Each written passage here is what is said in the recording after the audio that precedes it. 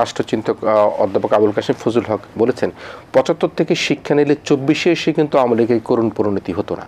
তাহলে আমরা যারা আজকে এই যে জুলাই বিপ্লবের সফলতার কথা বলছি, আমরা যদি বিগত ১৫ বছর থেকে শিক্ষা গ্রহণ না করি, আমরা যদি আবারও যদি একটা অনৈক্যের দিকে যেতে থাকি, আজকে জামাত এবং বিএনপির মধ্যে যে একটা যুক্তি তর্কর কথার বাহার যেটা চলছে, অথবা ছাত্র সরকার রাজনৈতিক দলগুলোর মধ্যে চলছে, আবুল কাশেম ফজলুল্লাহকে সেই কথা কিন্তু আমি আপনাকে মনে করে দিতে চাই, যদি যে এই ৭৫ থেকে যদি আওয়ামী লীগ অভিজ্ঞতা গ্রহণ করতো তাহলে ২৪ এটা হতো না। এখন আমরা কেন রাজনৈতিক দলগুলোরা যারা আন্দোলনে ছিল, যারা মাঠে ছিল, কেন এই ১৫-১৬ বছরের অভিজ্ঞতা নিয়ে তারা ঐক্যের দিকে যাচ্ছে না?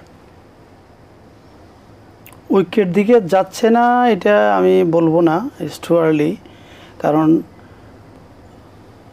অন্যদিকে যেদিকে যাক না যাক নির্বাচনের দিকে যাচ্ছে, সব দলই নির্বাচনের দিকে যাচ্ছে। এখন নির্বাচন যখন সামনে হবে, আওয়ামী লীগ নাই তো, এখন তো আছে মেইন বড় দলই তো বিএনপি, জামাত, আর যদি আপনার এই বৈষম্যবিরোধী ছাত্র আন্দোলন এরা যদি একটা পার্টি করে সেটা হলো পরের কথা।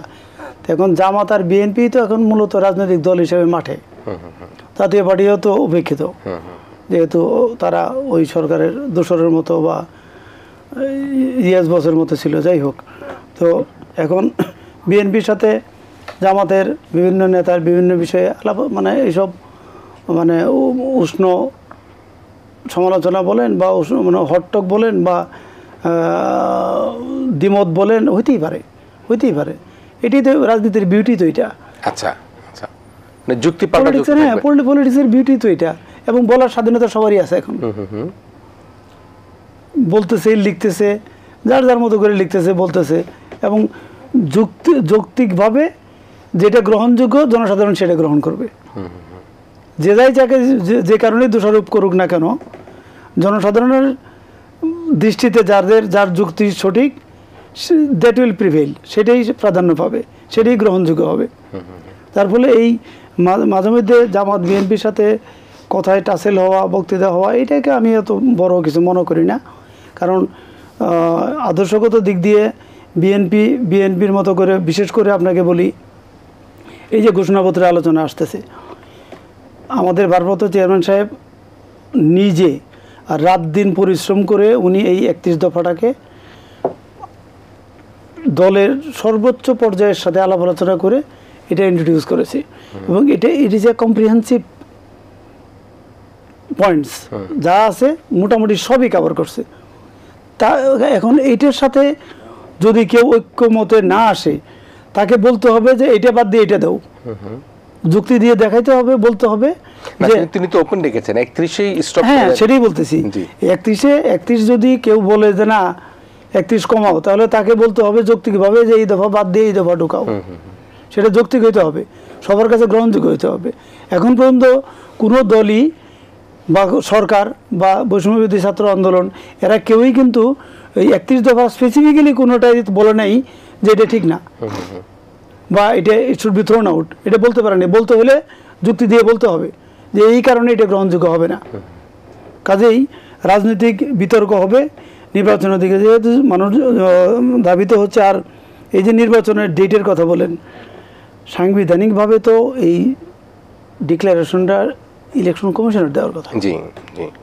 এ তো সাংবিধানিক প্রতিষ্ঠান, ওনারা চিফ অ্যাডভাইজার মহোদয়ের সাথে আলাপ আলোচনা করে ডিক্লারেশন ওনারা দিবে, নট দ্য চিফ অ্যাডভাইজার, উনি দিবে না, ইলেকশন কমিশন দিবে, আলাপ আলোচনা করে ডিক্লারেশন দিবে। তো এখন কার্যক্রম তো চলতেছে, ভোটার তালিকার জন্য একটা ড্রাফট বের হয়ে গেছে, এর মধ্যে অনেক কাজ আছে, তো অনেক কাজ আছে। এতদিন তো আপনার ওই যে ইভিএম দিয়েও অনেক নাটক প্রস্তুতি নিচ্ছিল, ওটাকে আমি বলতাম exclusive victory machine of Awami League. EVM exclusive victory machine of Awami League. আচ্ছা, ইভিএম আওয়ামী লীগকে জয়লাভ করানোর মেশিন। হ্যাঁ, exclusive victory machine of Awami League. তো ওটা তো ইভিএম এর সংজ্ঞা ছিল আমার কাছে ব্যক্তিগতভাবে ওইটা। এখন ইভিএম বাদ, এখন মানুষ ডাইরেক্ট ভোটই দিবে, ভোট দেওয়ার জন্য কার্যক্রম চলতেছে।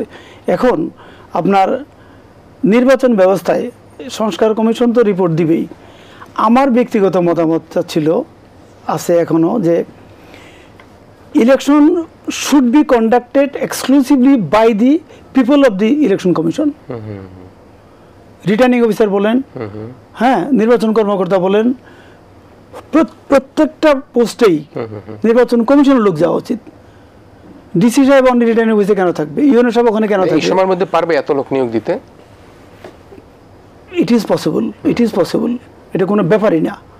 কারণ প্রত্যেক জেলায় তো নির্বাচন কমিশনার তো আছে, জেলা নির্বাচন কমিশনার তো আছে, তারা তো আছে।